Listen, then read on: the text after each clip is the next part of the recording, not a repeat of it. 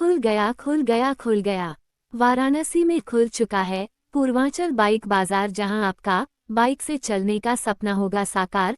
महंगाई के इस दौर में हर कोई बाइक नहीं ले पा रहे हैं, लेकिन अब खुल चुका है पूर्वांचल बाइक बाजार, जहां सभी प्रकार की बाइक खरीदी व बेची जा सकती है आसान सी किस्तों। सिर्फ JP Mehta inter college road, संबिम स्कूल, वरुणा गार्डन के सामने। अधिक जानकारी के लिए 8,58,77,83,520 या 8,57,79,42,455 9125328441 पर। बनारस की आवाज news channel like, subscribe, share जरूर करें।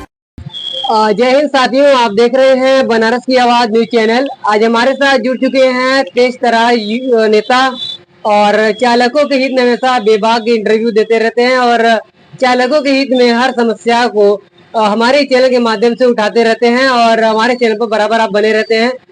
कल ही जो बैठक हुई प्रशासन के साथ, यातायात जुड़ी जो भी समस्या थी, रिक्शा चालकों की जो समस्या थी, बारकोड को हटाने की जो समस्या थी, उन तमाम बिंदुओं पर चर्चा तो हुई, लेकिन उस पर फैसला नहीं हो पाया कि क्या होगा। समस्या के समाधान के लिए बैठक हुई, लेकिन समाधान की कोई चर्चा नहीं हुई, समाधान नहीं हुई। दरअसल प्रशासन जो है समाधान नहीं चाह रहा है, वो समाधान चाहता ही नहीं। वो सिर्फ ऐन कानून प्रकरण से चालकों का शोषण, अत्याचार कैसे करें, इसी पे काम करता है। एक पिछले साल भर हो गया ई रिक्शे का बारकोड पड़ेगा। जिस वक्त बारकोड लगा था उस वक्त इन्होंने पार्किंग का एक चिन्हित स्थान दिया था कि यहाँ पे लाके एक रूट वाला छोड़ेगा, दूसरा रूट वाला लेके जाएगा।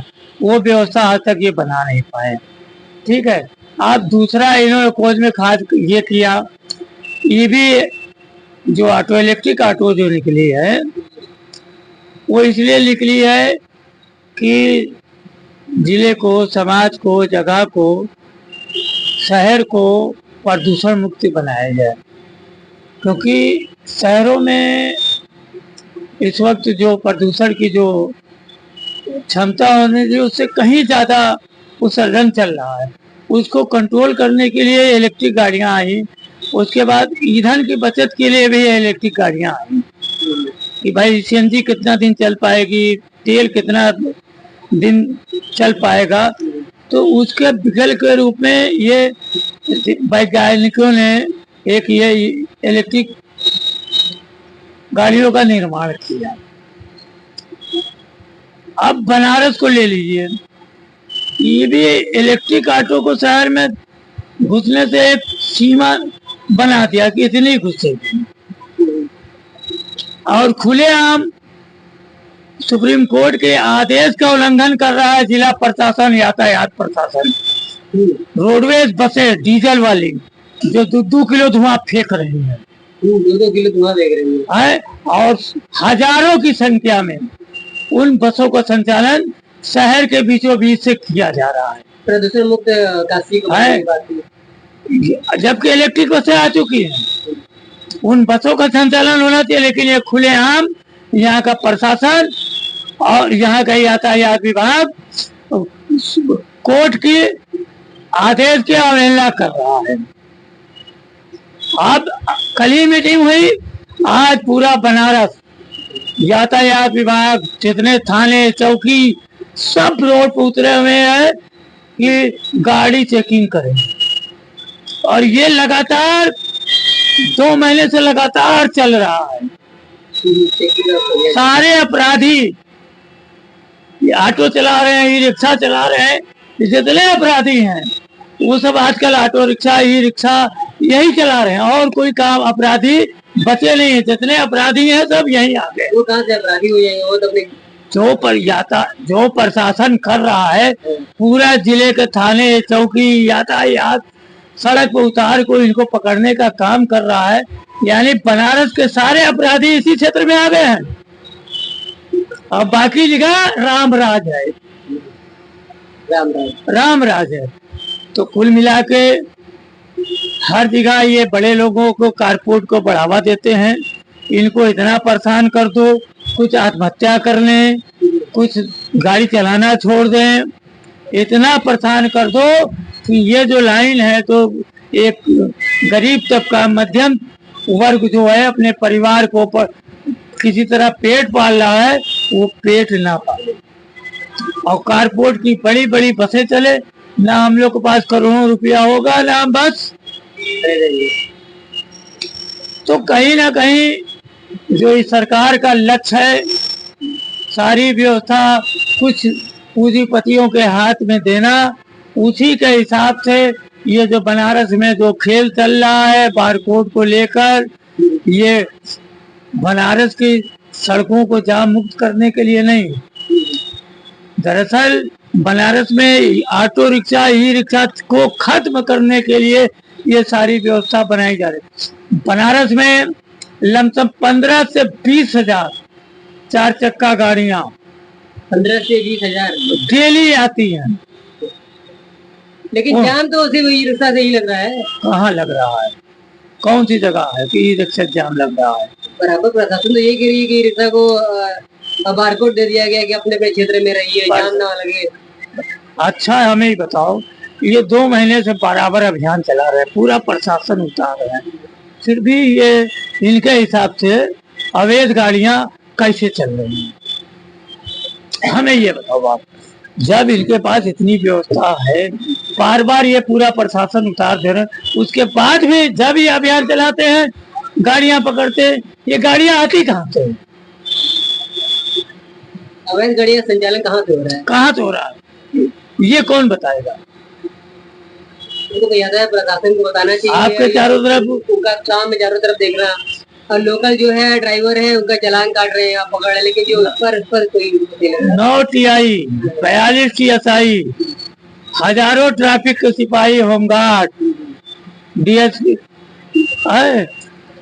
CO, SP ट्रैफिक, DCP साहब, मतलब तमाम लोग के रहते।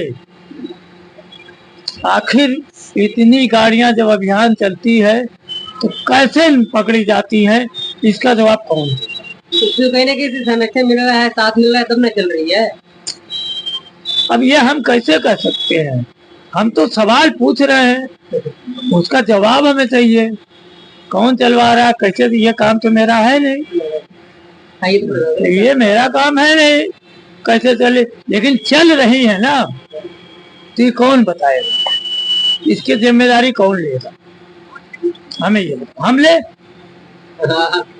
यूनियन के पदाधिकारी आप लोग लेगी, बनारस में एक भी अवैध गाड़ी नहीं चलती है, सभी का कागज पत्थर। अवैध माने होता क्या? कोर्ट की गाइडलाइन है कि अगर सारे पेपर हो गए तो उस गाड़ियों को आप बंद नहीं कर सकते, और जितनी गाड़ियां बंद सीज करते हैं सभी का पेपर पूरा होके होता है, लेकिन गाड़ियां सीज की जाती है एक कलम ये दिखाकर कि मौके पे गाड़ियों के पेपर चालक ने दिखाया, लेकिन हकीकत ये है कि गाड़ियों का पेपर देखा ही नहीं जाता। गाड़ी का पेपर देखा ही नहीं जाता, देखा ही नहीं जाता। गाड़ी रोकी जाती है, गार्ड ट्रैफिक सिपाही बैठाया जाता है, टिफिन लाइन जाओ। कौन क्या सबूत देगा चालक हमारा कि हम कागज था? क्या सबूत देगा? उनको मौका भी नहीं देते कि वो अपने पेपर। कोई सवाल है, ज्यादा बोलेगा मार खाएगा, मोबाइल तो कहीं बात कराएगा तो मोबाइल छीन लिया जाएगा। है कीड़े मकोड़े की तरह हमारे चालकों को समझ रहे हैं। अपनी जिम्मेदारी बार बार प्रशासन अधिकारी बैठते हैं तो कहते हैं ये प्रधानमंत्री का क्षेत्र, VIP क्षेत्र, खाली हमारी जिम्मेदारी है, हमें चालक की जिम्मेदारी है। आज 4 फीट की दुकान लगाने वाला 4 फीट आगे कब्जा करके बैठा है, उसके आगे अपनी मोटरसाइकिल साइन बोर्ड लगाया है, अस्थाई दुकान खुलने से दुकान बंद होने तक। हमारा चालक कहीं खड़ा होता है, 10 मिनट 5 मिनट खड़ा होगा, फिर वो चल देता है, लेकिन गुनहगार मेरा चालक कहीं तो खड़े भी होने नहीं दिया जा रहा है, तुरंत भाई सवारी भी नहीं उतार पा रहा है, इसकी दिक्कत है। नगर निगम 60 लाख रुपया सालाना हम लोगों को स्टैंड के नाम पे ले रहा है, और जब टेंडर जारी करता है तो मालूम है तो किस शर्तों पे करता है? बैरिकेडिंग होनी चाहिए, पीने का पानी होना चाहिए, मूत्रालय होना चाहिए, इतने साइज का डिजिटल बोर्ड होना चाहिए और स्टैंड के बाहर रसीद नहीं काटी जानी चाहिए पार्किंग। लेकिन आज बनारस का कोई सा चौराहा की सड़क नहीं है जहां नगर निगम के नाम पर खुलेआम दौड़ा दौड़ा के गाड़ी रोक के पैसा वसूला जा रहा है पार्किंग के नाम पर। एक तरफ पार्किंग के नाम पर पैसा वसूला जाता है, दूसरी तरफ यातायात विभाग उसी गाड़ी को, एक तरफ पैसा वसूला जाता है, दूसरी तरफ नो पार्किंग पे यातायात विभाग चलान करता। मतलब एक तरफ ड्राइवर पार्किंग का पैसा दे रहा है और दूसरी तरफ नो पार्किंग का चलान भी करवा रहा है। ये है बनारस की व्यवस्था।